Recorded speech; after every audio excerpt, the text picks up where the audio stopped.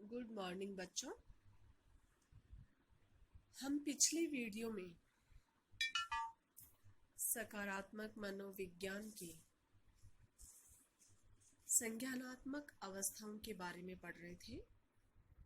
संज्ञानात्मक अवस्थाओं के टाइप्स हम कर चुके हैं। संज्ञानात्मक अवस्थाओं के दो टाइप्स करने के बाद में हमने सकारात्मक संज्ञानात्मक अवस्थाएं भी तीन की थी। आत्मक्षमता, आशा और आशावादिता, ये तीन अवस्थाएं थी। इन तीन अवस्थाओं में हमने आत्मक्षमता के बारे में पिछली वीडियो में आत्मक्षमता के स्रोत तक कर चुके हैं। आज इस वीडियो के माध्यम से मैं आपको आत्मक्षमता का प्रभाव बता रही हूँ। आत्मक्षमता का प्रभाव जीवन के विभिन्न कार्य क्षेत्रों में पड़ता है। आत्म प्रभावकारिता पर कई अनुसंधान हुए हैं, जिनमें बैंडूरा द्वारा रचित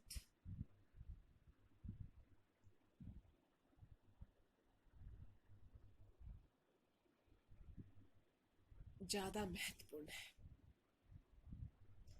जिसमें आत्मक्षमता को लेकर कई अध्ययन किए गए हैं। फर्स्ट जो हुआ है वो है मनोवैज्ञानिक समायोजन। मनोवैज्ञानिक समस्याओं का सफलतापूर्वक सामना करने में आत्मक्षमता की बहुत महत्वपूर्ण भूमिका होती है। निम्न स्तरीय आत्मक्षमता अवसाद को पैदा करती है। यह व्यक्ति में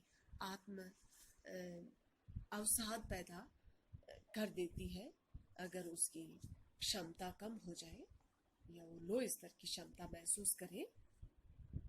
उच्च आत्मक्षमता भोजन करने संबंधी एवं दुर्व्यवहार संबंधी रोगों के उपचार में सहायक होती है।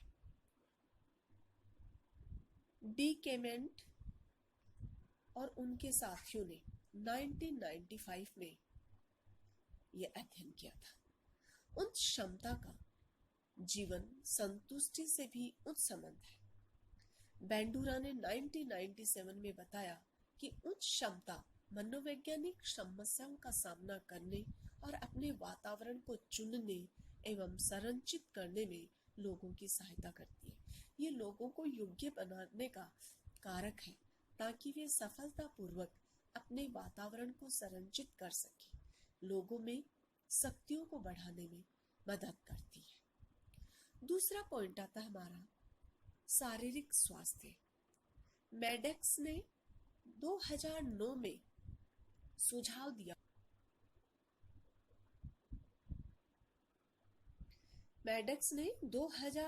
सुझाव दिया कि आत्मक्षमता दो प्रकार से धनात्मक शारीरिक स्वास्थ्य को प्रभावित करती है।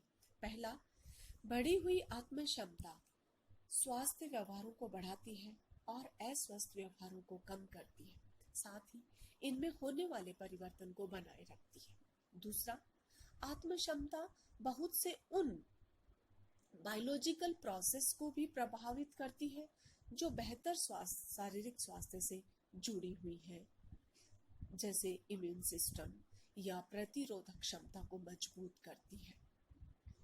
ब्राउन ने 1995 में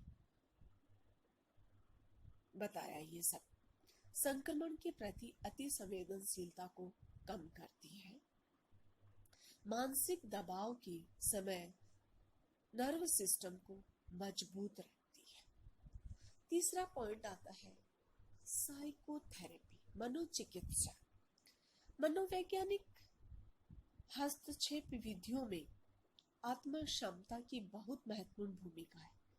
आत्मक्षमता को बढ़ाने के लिए 5 विधियों का उपयोग किया है। पहला है सफलता को बनाने में इसके लिए लक्ष्य निर्धारित करके उसे प्राप्त करने का प्रयास किया जा सकता है। दूसरा, बैंडूरा ने बताया 1986 में कि कठिनाइयों से उभरने के लिए मॉडल तकनीकी का उपयोग कर व्यक्ति को सिखाना। तीसरा, कैसडीन ने 1979 में बताया कि व्यक्ति को प्रभावपूर्ण ढंग से व्यवहार करते हुए कल्पना करने के लिए कहना। नेक्स्ट है, विश्वास पात्र मनोचिकित्सक के द्वारा वाचिक अनुनय करके आत्म क्षमता को बढ़ाना। और लास्ट है, उत्तेजना को कम करने वाली तकनीकों जैसे ध्यान, बायोफीडबैक का उपयोग कर आत्म क्षमता चिंतन को बढ़ाना। आज सामूहिक आत्म क्षमता के प्रत्यय पर भी अध्ययन किया जा रहा है। मैडेक्स ने लिखा है कि यह अपने लक्ष्यों को प्राप्त करने में हिस्सेदारी में प्रभावपूर्ण ढंग से एक साथ करने का विश्वास है। इसके अलावा व्यवहार के क्षेत्र में आत्म प्रभावशीलता का या आत्म क्षमता का व्यवहार के क्षेत्र में बहुत महत्वपूर्ण संबंध है। लोग जहां आत्म प्रभाव कम होता है उन कार्यों से बचते हैं। जब आत्म प्रभावकारिता वास्तविक क्षमता से काफी महत्वपूर्ण हो तो ये कार्यों को पूरा करने की क्षमता की अतिवृद्धि का कारण बनती है, और यदि आत्म प्रभावकारिता वास्तविक क्षमता से कम है तो ये विकास और कौशल को हतोत्साहित करती है। अध्ययनों के परिणाम बताते हैं कि यदि आत्मनिर्भरता का स्तर क्षमता से अधिक है तो इस स्थिति में चुनौतीपूर्ण कार्यों से निपटने के लिए लोगों को सबसे अधिक प्रोत्साहित कार्य करते हैं। नेक्स्ट आता है प्रेरणा के क्षेत्र में। उच्च आत्म प्रभावशीलता सकारात्मक व नकारात्मक दोनों तरीकों से प्रेरणा को प्रभावित कर सकती है। अध्ययनों के परिणाम बताते हैं कि आमतौर पर उच्च आत्म प्रभाव वाले लोग कार्यों को पूरा करने का प्रयास करते हैं कि अधिक संभावना रखते हैं। मार्टिन सेलिगमैन ने जानवरों से जुड़े हुए प्रयोगों में सीखने में असहायता का अध्ययन किया। उन्होंने पाया कि जानवरों को पिंजरों में रखा गया है जहां वो पिंजरों के एक अलग हिस्से में जाकर झटके से बच सकते हैं। उन्हें आगे बढ़ने का प्रयास नहीं किया गया क्योंकि पहले पिंजरे में ये व्यवस्था नहीं थी। इससे यह स्पष्ट है कि कम आत्म प्रभावकारिता इस बात को जन्म देती है जिसमें ऐसा माना जाता है कि कार्य की सफलता में कोई भी प्रयास करने में कोई अंतर नहीं पड़ता।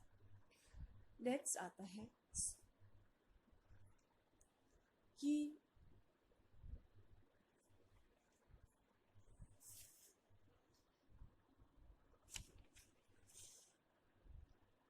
इन आत्म क्षमता के मापन करने के तरीकों में मनोवैज्ञानिकों का एक विचार नहीं है, लेकिन निष्पादन में इसकी महत्वपूर्ण भूमिका की प्रमाण है। यह बैंडोरा ने 1993 में बताया। उसके बाद जो नेक्स्ट अवस्था आती है वह है आशावाद, ऑप्टिज्म।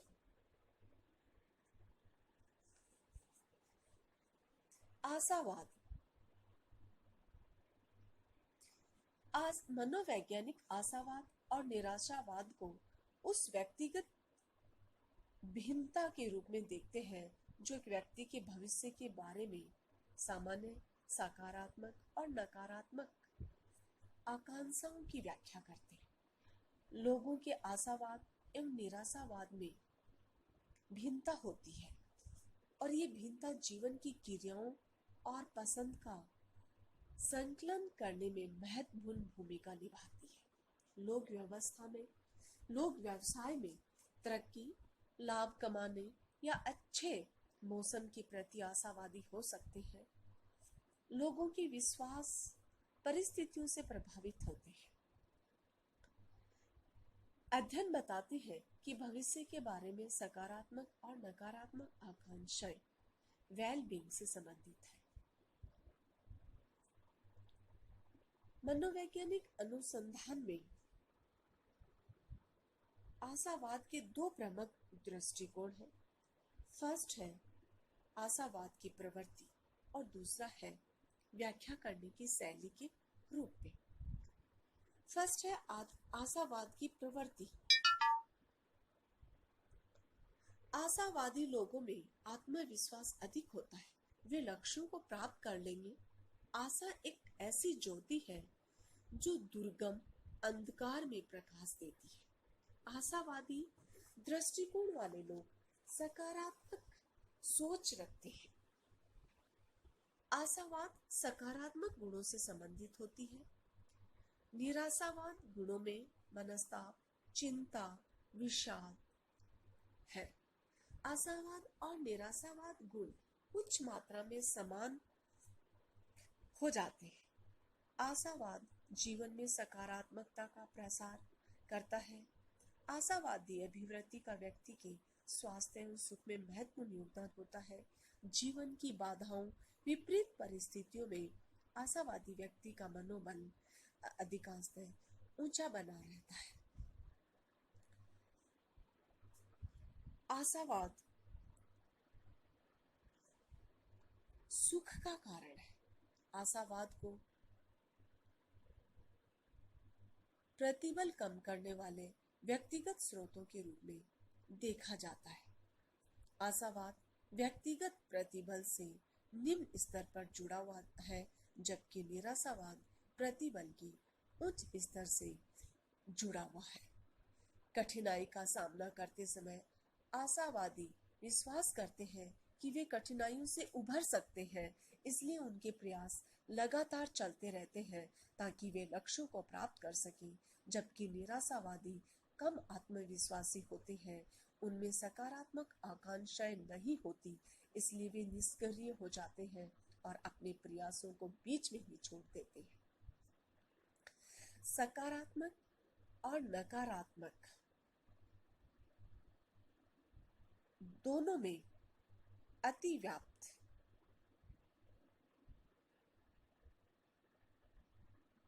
हो जाते हैं। जैसे जो व्यक्ति उन स्वाभिमान रखता है वह आशावादी होगा।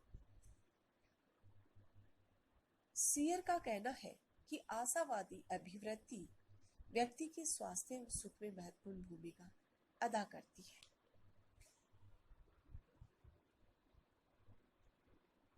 जीवन की बदलती परिस्थितियों में प्रतिबल का मुकाबला करने के लिए आशावाद सहायक है। अध्ययन में कैंसर से पीड़ित महिलाओं के संदर्भ में पाया कि आशावादी अभिवृत्ति से कैंसर से जूझने वाली महिलाएं मानसिक प्रतिबल को झेलने या कम करने में साकार साबित हुई है। आशावादी लोग जिंदगी की तमाम परेशानियों के बीच भी स्वयं के उत्थान के लिए समय निकाल ही लेते हैं। उनका जीवन खुशहाल होता है। आशावादी व्यक्ति अपनी प्रसन्नता को व्यक्त कर खुशी महसूस करते हैं।